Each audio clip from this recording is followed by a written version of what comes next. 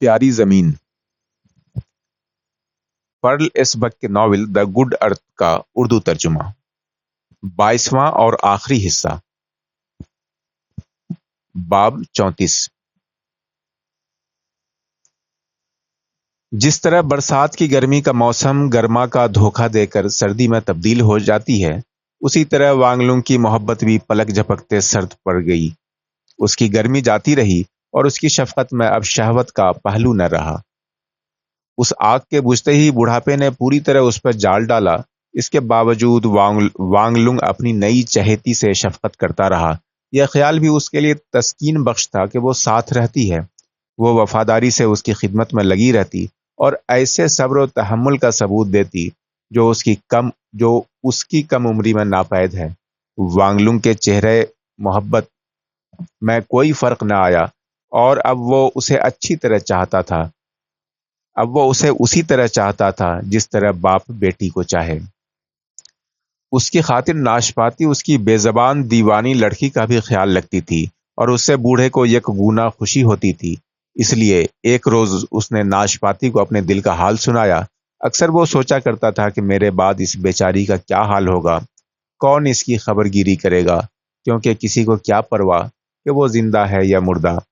آخر اس نے دوا خانے سے زہر لا کر رکھ چھوڑا تھا کہ مرتے وقت پگلی کو کھلا دے گا، لیکن اس کا تصور تک اس کے لیے موت سے زیادہ ہولناک تھا۔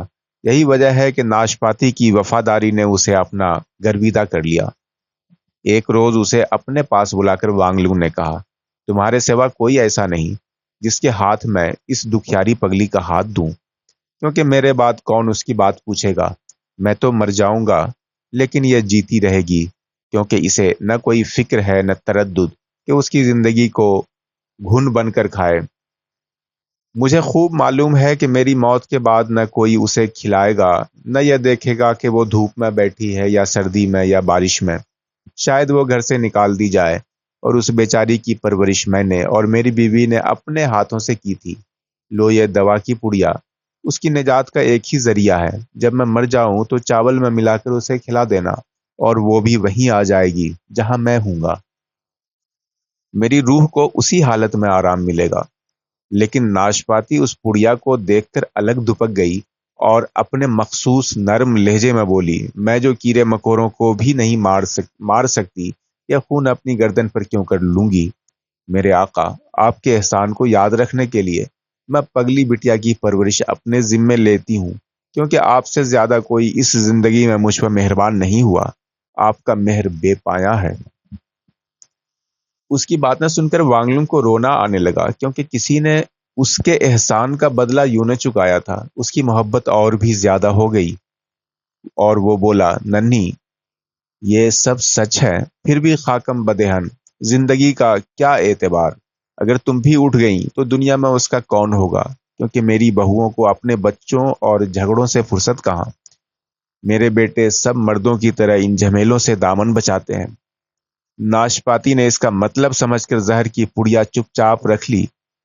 وہ وانگ لونگ کو اس پر کامل اعتبار تھا اور اب وہ اپنی دیوانی بیٹی کی طرف سے بھی نچنت ہو گیا۔ اس کے بعد وانگ لونگ پر بڑھاپا چھا گیا۔ ناشپاتی اور پگلی بیٹی کے سوا اس کی ڈیوڑی میں کسی کا آنا جانا نہ تھا۔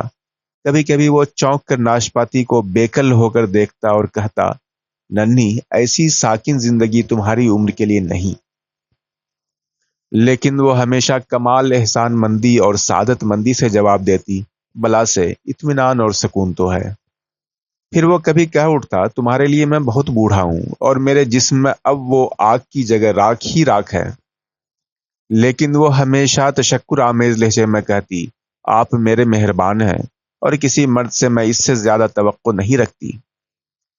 ایک بار جب اس نے یہی جملہ دہرایا تو وانگ لونگ نے اچنبھے سے پوچھا، کیا تمہارے بچپن میں کوئی ایسا واقعہ ہوا تھا جس کی وجہ سے تم مردوں سے اتنی نفرت کرنے لگی؟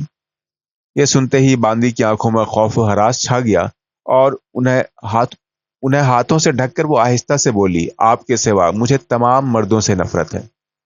میں کسی مرد کو دیکھ نہیں سکتی۔ اپنے باپ سے بھی مجھے نفرت ہے جس نے مجھے بیچ دیا تھا۔ میں نے مردوں کی برائی ہی برائی سنی، اس لیے مجھے ان سے ڈر لگتا ہے۔ وانگ لونگ نے حیرت زدہ ہو کر پوچھا، میں تو سمجھا تھا کہ اس حویلی میں تمہاری زندگی آرام و سکون سے گزری ہے۔ لیکن باندی نے دوسری طرف دیکھتے ہوئے جواب دیا، مجھے انتہائی نفرت ہے مردوں کی ساری قوم سے، خصوصاً جوان مرد تو مجھے ایک آنکھ بھی نہیں بھاتے۔ یہ کہہ کر وہ چپ ہو گئی اور وانگ لونگ اس ادھیڑ بن میں پھنس گیا کہ اسے کمل نے اپنی زندگی کی داستان سنا کر ڈرایا ہے، کوئل نے اپنی فتنہ سازی کی وجہ سے سہما دیا ہے، یا پوشیدہ طور پر اس پر کوئی ایسی افتاد نازل ہوئی جس کا ذکر وہ نہیں کرنا چاہتی۔ اس کی سمجھ میں بالکل نہ آیا کہ یہ کیا معمہ ہے۔ آہ بھر کر وہ خاموش ہو گیا، کیونکہ سب سے زیادہ اسے سکون کی ضرورت تھی۔ اس کی ایک یہی خواہش تھی کہ اپنے دالان میں ان دونوں لڑکیوں کے ساتھ بیٹھا رہے۔ وانگ لونگ کی زندگی یوں بسر ہو رہی تھی اور ماہو سال اسے قبر کی طرف کھینچ رہے تھے۔ اپنے باپ کی طرح وہ بھی دھوپ میں اونگنے لگا اور اسے اکثر یہ خیال ہوتا کہ اب آخری وقت آ گیا، اس کا اسے کوئی رنج بھی نہ تھا۔ گاہے گاہے وہ اپنے عزیزوں کو دیکھنے جاتا اور کبھی کبھار کمل سے بھی ملاتا۔ وہ اس کی نئی چہیتی کا نام بھی نہ لیتی، مگر بظاہر اس سے خاطر سے پیش آتی، کیونکہ اب وہ بھی بوڑھی ہو رہی تھی اور شراب و کباب اور روپیہ پیسے کے سوا اسے کسی چیز کی چاہت نہ تھی۔ کمل اور کوئل میں اب بہناپے کا ناتا تھا، بیگم اور باندی کا نہیں۔ گپ ہانکتے ان دونوں کا وقت کٹتا تھا، اور اس میں ان مردوں کا ذکر خصوصاً ہوتا تھا جن کے ساتھ کبھی انہوں نے مزے لوٹے تھے۔ جو باتیں زور سے نہ کی جا سکتی وہ کانوں میں کہتی، کھانے پینے سونے اور گپ لڑانے کے سوا ان کا کوئی مشغلہ نہ تھا۔ اگر بھولے بھٹکے وانگ لونگ کسی بیٹے کی ڈیوڑی میں چلا گیا تو وہ بڑے احترام سے پیش آتا تھا، دوڑ دوڑ کر چائے لاتا تھا، پھر وانگ لونگ گود کے بچے کو دیکھنے کی خواہش ظاہر کرتا اور یادداشت کی خرابی کی وجہ سے 10 مرتبہ وہی سوال دہراتا۔ کسی نے کہا سب ملا کر 11 پوتے اور 8 پوتیاں۔ وانگ لونگ یہ سن کر خوب ہنسا، ہر سال 2 کا اضافہ کیے جاؤ تو پھر حساب میں مجھے بھی آسانی ہوگی، کیوں؟ تھوڑی دیر کے لیے بیٹھ کر وہ ان بچوں کا معائنہ کرتا تھا جو گھیرا ڈال کر اس کے ارد گرد جمع ہو جاتے تھے۔ اس کے کئی پوتے اب بڑے بڑے ہو گئے تھے اور انہیں سر سے پاؤں تک دیکھ کر بوڑھا آپ ہی آپ کہتا، وہ تو اپنے پردادا سے ملتا جلتا ہے، اور یہ سوداگر لیو پر پڑا ہے، مگر یہ مسخرہ تو عین میری تصویر ہے۔ پھر وہ پوچھتا، تم مدرسے جاتے ہو؟ وہ سب بیک آواز چلاتے، جی ہاں دادا جان۔ وہ دوسرا سوال کرتا، تم چہار پند بھی پڑھتے ہو؟ اس پر وہ سب یوں حقارت سے مسکراتے گویا جوانی بوڑھاپے پر تبسم کر رہی ہو، اور انہوں نے جواب دیا، دادا جان، انقلاب کے بعد کوئی ان کتابوں کو پلٹ کر بھی نہیں دیکھتا۔ وانگ لونگ نے تردد سے کہا، میں نے بھی اس انقلاب کا نام سنا ہے، لیکن مصروفیت ایسی رہی کہ اس کی تفصیل معلوم نہ ہو سکی۔ کھیتی باڑی ایسی ہی چیز ہے۔ لیکن لونڈے اسے چھیڑتے رہے، اور جب وانگ لونگ وہاں سے اٹھا تو اس احساس کے ساتھ کہ یہاں اس کی حیثیت کسی مہمان کی سی ہے۔ کچھ عرصے بعد بیٹوں کے گھر جانا اس نے چھوڑ دیا۔ کبھی کبھی وہ کوئل سے پوچھ لیتا، اب تو میری بہوؤں کو مل جل کر رہنے کا ڈھنگ آ گیا ہوگا، لیکن وہ آخ تھو کہہ کر جواب دیتی، اجی ان کی نہ پوچھو، یہ تو بلیاں ہیں بلیاں۔ اور بڑے صاحبزادے بھی اپنی بیوی کے شکوہ شکایت سے تنگ آ گئے ہیں۔ ایسی تربیت کو لے کر کوئی کیا کرے؟ جب دیکھو اپنے میکے کا ذکر کرتی ہے جس سے میاں کا دل پک گیا ہے، سنا ہے وہ کسی داشتہ کی تلاش میں ہے۔ اب وہ اکثر چائے خانوں کی سیر کو جاتے ہیں۔ یہ سن کر وانگ لونگ کے منہ سے ایک طویل آہ نکل گئی۔ حالانکہ یہ معاملہ غور طلب تھا، مگر کچھ دیر میں وہ اس کے بدلے چائے خانے کا دھیان کرنے لگا اور سوچنے لگا کہ بہار کی تازی ہوا سے کاندھے اکڑ گئے ہیں۔ دوسری مرتبہ اس نے کوئل سے پوچھا، مجھے چھوٹے بیٹے کا بھی کوئی حال معلوم ہوا، وہ جو عرصے سے غائب ہے؟ کوئل کو حویلی کی ایک ایک رتی کا حال معلوم رہتا تھا۔ وہ چٹھی پتری تو لکھتا نہیں، مگر دکن سے آنے والے بتلاتے ہیں کہ وہ بڑا فوجی افسر بن بیٹھا ہے اور جس چیز کو انقلاب کہتے ہیں اس کا ایک لیڈر ہے۔ میں تو کچھ سمجھ بھی نہیں پاتی کہ یہ کیا چیز ہے، شاید کسی قسم کا کاروبار ہو۔ یہ سن کر وانگ لونگ نے دوبارہ آہ کھینچی۔ ممکن ہے کہ اس معاملے میں وہ سوچ بچار کرتا، لیکن اب جھٹپٹا ہو چکا تھا اور دھوپ ڈھل جانے کے بعد ہوا میں خنکی پیدا ہو گئی تھی۔ جس کی وجہ سے اس کی ہڈیوں میں درد ہونے لگا۔ اب اسے اپنے دماغ پر قابو نہ رہا تھا، جدھر چاہے ادھر نکل جاتا تھا۔ اس کے گلے ہوئے جسم کو تازہ خوراک اور گرم چائے کی سخت ضرورت رہا کرتی تھی، لیکن رات کی خنکی میں جب بھی ناشپاتی اس سے بھیڑ کر سو جاتی تو بڑے میاں کی ساری سردی حرن ہو جاتی۔ اس طرح بہار آتی جاتی رہی اور اس کی آمد کا احساس وانگ لنگ میں برابر کم ہوتا گیا، لیکن زمین سے اسے جو محبت تھی وہ کسی طرح کم نہ ہوئی۔ اس نے دھرتی تج دی تھی، شہر میں رہنے لگا تھا اور امیر ہو گیا تھا، لیکن اب تک اس پیڑ کی جڑ انہی کھیتوں میں تھی۔ مہینوں وہ ان کی خبر نہ لیتا، مگر جب بہار آتی تو وہاں گئے بغیر نہ رہ سکتا تھا۔ حالانکہ اب وہ ہل سنبھال بھی نہ سکتا تھا، پھر بھی دوسروں کے ہل چلانے کا تماشا دیکھا کرتا۔ کبھی کبھی وہ اپنا بستر لے کر ایک نوکر کے ساتھ اسی دیہاتی گھر میں جاتا اور اسی پرانے پلنگ پر سویا کرتا جس پر اولان کا دم نکلا تھا اور جس پر اس نے بچوں کو جنم دیا تھا۔ صبح اٹھ کر وہ باہر جاتا اور اپنے تھر تھراتے ہوئے ہاتھوں سے بید مجنو کی ایک ٹہنی اور ناشپاتی کے پھولوں کا گچھا توڑتا اور دن بھر انہیں لیے رہتا۔ ختم بہار کے موقع پہ ایک روز یوں ہی ٹہلتے ہوئے وہ کھیتوں سے کچھ دور اس ٹیلے کی طرف نکل گیا جہاں گھر کے مردے دفن تھے۔ لکڑی کا سہارا لیے ہوئے وہ کانپنے لگا اور جب قبروں پہ نگاہ گئی تو یادیں رفتگاں تازہ ہو گئی۔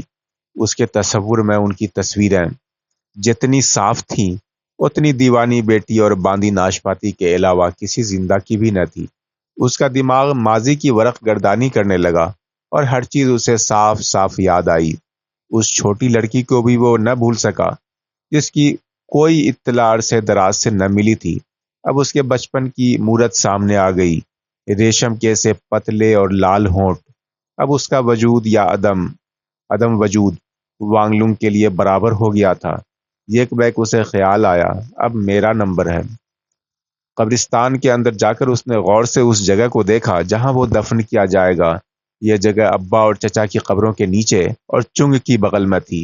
اولان کی قبر بھی قریب ہی تھی۔ پہلے تو اس نے ان مٹی کے تودوں کو دیکھا جن کے نیچے ہمیشہ کے لیے سونا تھا، اور پھر اپنی وسیع زمین کو، پھر اپنے آپ کو جتایا تابوت کی فکر کرنا چاہیے۔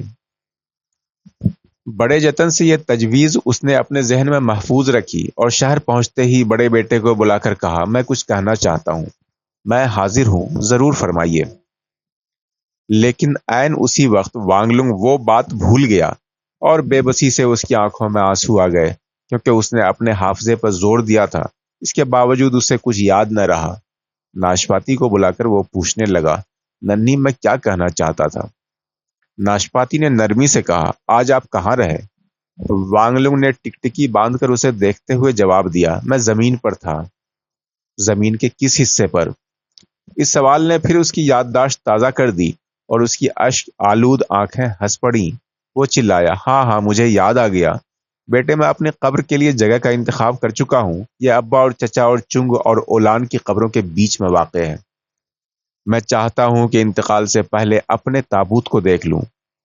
یہ سن کر لڑکا رسم کے مطابق احترام سے پکار اٹھا، ابا جان آپ ایسی باتیں زبان مبارک سے نہ نکالیں، لیکن فرما برداری سے میں کیوں کر عذر کر سکتا ہوں۔ وہ جا کر ایک خاص قسم کی خوشبودار لکڑی کا نہایت عمدہ تابوت لایا۔ یہ لکڑی صرف تابوتوں کے استعمال میں آتی تھی کیونکہ وہ لوہے سے زیادہ مضبوط اور انسان کی ہڈی سے زیادہ دیرپا ہوتی ہے۔ اسے دیکھ کر وانگ لنگ کو اطمینان ہوا۔ اپنے کمرے میں تابوت رکھ کر روز وہ اسے دیکھا کرتا تھا۔ پھر یک بیک اسے کچھ اور خیال آیا، یہ اسی دیہاتی مکان میں منتقل کر دیا جائے کیونکہ زندگی کے باقی ماندہ اوقات میں وہیں گزارنا چاہتا ہوں اور چاہتا ہوں کہ وہیں دم نکلے۔ اس کی مرضی پر عمل کیا گیا۔ وانگ لنگ پگلی بیٹی اور ناشپاتی کے ساتھ کچھ نوکر چاکر لے کر وہاں چلا گیا۔ اس طرح ایک بار پھر وہ اپنے اصلی مسکن کو لوٹ آیا۔ جب بہار رخصت ہوئی تو گرمی آئی، فصلیں لہلہائیں، اور پھر جب سردی سے پہلے پت جھڑ کا آفتاب عالم تاب جگمگایا تو وانگ لنگ اسی دیوار کے سائے میں بیٹھنے لگا جہاں اس کا باپ بیٹھا کرتا تھا۔ کھانے پینے اور کھیتی باڑی کے سوا اور کوئی موضوع اس کے ذہن میں نہ رہا تھا۔ لیکن جب وہ زمین کے متعلق سوچتا تو یہ فصل یا بارش کا بیج کا ذکر نہ ہوتا، بس زمین کا خیال ہوتا تھا۔ کبھی کبھی جھک کر وہ مٹھی بھر مٹی اٹھاتا اور اسے ہاتھ میں لیے بیٹھ جاتا، کیونکہ اسے محسوس ہوتا کہ اس میں جان پڑ گئی ہے۔ اس سے اسے تسکین ہوتی، اور کبھی وہ مٹی کا اور کبھی اپنے تابوت کا دھیان کرتا۔ اور دھرتی ماتا تھی کہ صبر سے اس کی آمد کا انتظار کیا کرتی تھی۔ بیٹے اب بھی ادب سے پیش آتے اور روزانہ یا ہر دوسرے روز مزاج پرسی کے لیے آتے تھے۔ اس کی عمر کا لحاظ رکھتے ہوئے وہ بھانت بھانت کے پکوان اس کے لیے پکواتے تھے، لیکن اب وانگلنگ کو صرف ابالی ہوئی گرم گرم چیز ہی پسند آتی تھی جو جلدی سے کھائی جا سکے۔ اگر بیٹے کسی روز نہ آتے تو وہ بڑبڑاتا اور ناشپاتی سے پوچھتا، آخر انہیں ایسی کون سی مشغولیت ہے؟ ناشپاتی جواب دیتی کہ وہ بھی بڑے ہو گئے ہیں اور مختلف کاروبار ان کے ذمے ہیں۔ بڑے صاحبزادے شہر کی میونسپلٹی کے ممبر ہو گئے ہیں اور ایک نئی بیوی بھی کر لی ہے، اور منجلے صاحبزادے خاص اپنا بازار بنوا رہے ہیں۔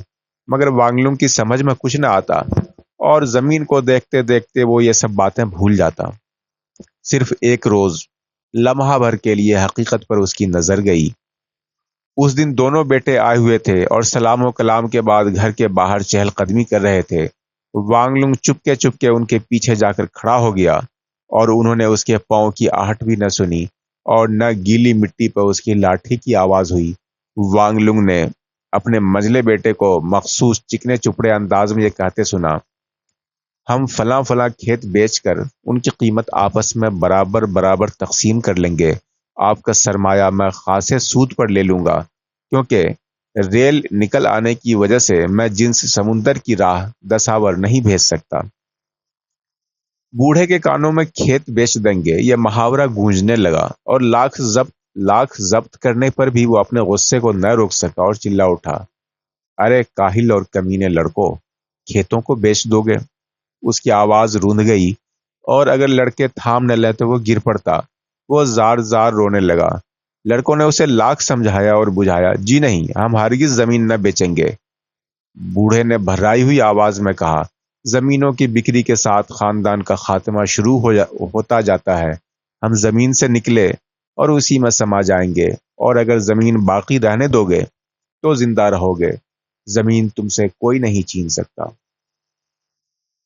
بوڑھے کے آنسو گالوں پر سوکھ گئے اور وہیں نمکین دھبے بن گئے۔ جھک کر اس نے مٹھی بھر مٹی اٹھائی اور آہستہ سے کہا، اگر زمین کو بیچو گے تو برباد ہو جاؤ گے۔ دونوں بیٹوں نے آزو بازو کا سہارا دے کر اسے اٹھایا۔ نرم نرم گرم گرم مٹی اب بھی اس کی مٹھی میں بند تھی۔ دونوں لڑکے تسلی دینے کے لیے رہ رہ کر کہنے لگتے، ابا جان یقین کیجئے، اطمینان رکھیے، یہ زمین ہرگز نہ بکے گی۔ لیکن بوڑھے کی پیٹھ پیچھے ایک دوسرے کی طرف دیکھ کر وہ مسکرا دیتے تھے۔ ختم شد۔